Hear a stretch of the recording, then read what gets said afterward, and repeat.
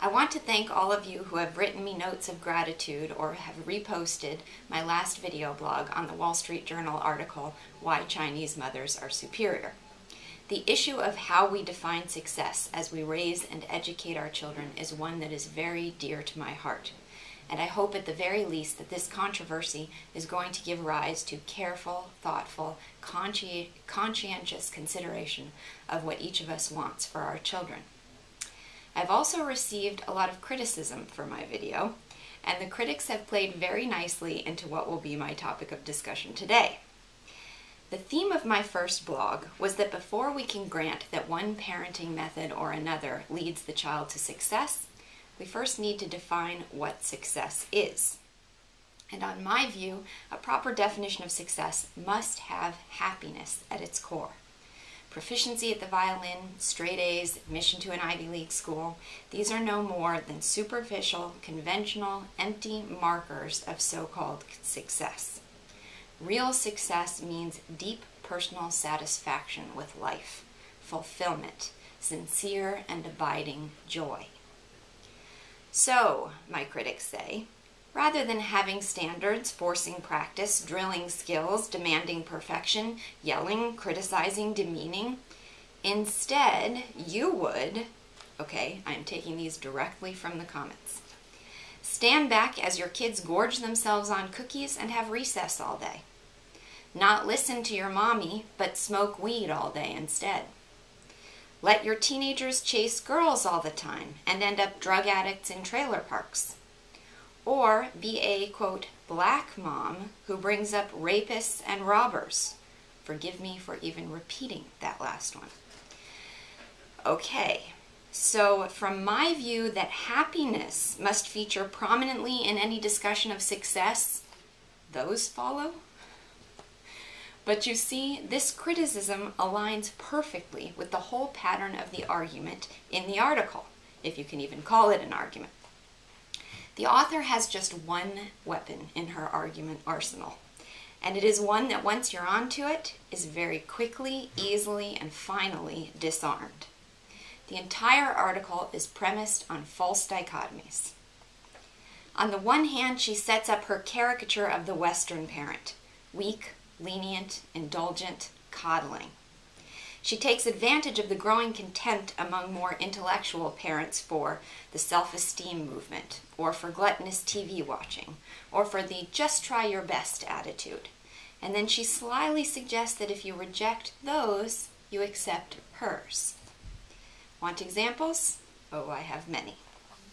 If a child is overweight, the Western parent will tiptoe around the issue, desperately afraid to injure the child's self-esteem, never mentioning the F word, fat. The Chinese-style mother, by contrast, won't hesitate to say, hey fatty, lose some weight. So, as presented, these are our two options: tiptoeing evasiveness or cruelty. But is there perhaps a third option? Is there perhaps a reason in reality that can be pointed to, kindly, and with compassion for possible sources of insecurity or fear, as to why it is important that the child maintain a healthy weight?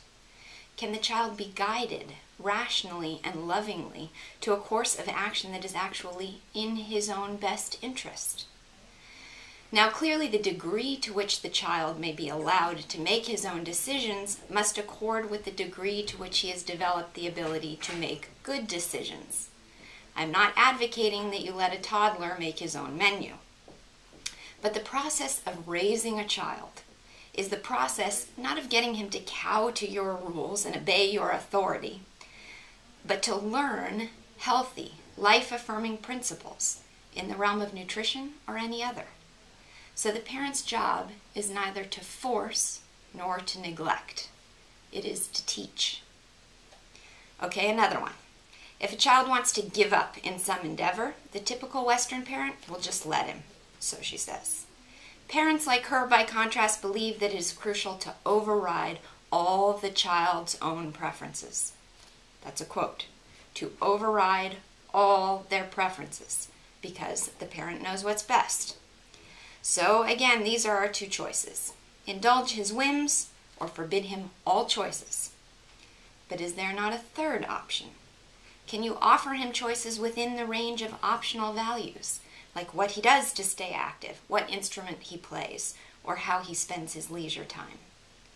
And if he's tempted to give up on something, can you point rationally and with concern for his own well-being to the reasons in reality why sometimes we have to persist in the face of a desire to give up? Again, the choice is not to force or to neglect, it is to teach. But here's the most important example of all. The Western mother, she says, praises her child for any grade he brings home, as long as she can delude herself that he tried his best. If she can no longer evade his failings, she faults the curriculum, questions the teacher's credentials, or blames the whole school. Don't want to ally yourselves with these doting mothers who will hold everyone accountable except her own precious child? Well, then the alternative is to accept her view, to be a Chinese mother who would unleash a screaming, hair-tearing explosion if the child didn't get an A, and then bully him until he did. So, these are apparently our two options: the victim mentality or academic tyranny. But is there perhaps a third option? There is, but this one is especially complicated. In essence, the alternative is to look at why he is struggling in school. Just like there is a reason in reality why it is in the child's interest to get proper nutrition, so there is also a reason in reality why it is necessary for him to get a good education. But here's why this particular dichotomy is so complicated and why it's so very important to me. Because unfortunately, on my view, getting a good education does not equate with getting good grades in school. Not in today's schools. Because you see, the whole problem for many kids, and even those who get A's, is that the whole curriculum at any academically focused school is structured on her parenting model. Forcing kids to drill, cram, memorize, recite, regurgitate, with no understanding of how any of this information is going to actually benefit them. I am loath to demand good grades when the problem is that the child is unmotivated to perform tedious, laborious, boring, and seemingly purposeless tasks day after day just to build a good resume and earn approval. Here at VanDamme Academy, a school that is known for producing some of the most successful graduates in the county, our curriculum is structured and taught in a way that feels deeply meaningful and profoundly valuable to the child himself, which means we also produce some of the happiest. My other video blogs abound with stories of students who regale their parents with stories of history, perform reenactments of science experiments, gleefully one-up their parents with their knowledge of grammar, or beg for their own prints of a work that they have studied in art. They are well-educated and passionate. They know history and they care about it. They understand the basic principles of math and science, and they see its power to enhance their lives. They have read, analyzed, and relished classics of literature, and they see time and time again how literature's grand lessons can be applied to and guide their own experience. There is no dichotomy between guidance, structure, teaching, academics, and personal, passionate, individual interest. And once you recognize that, the Wall Street Journal article dissolves into dust.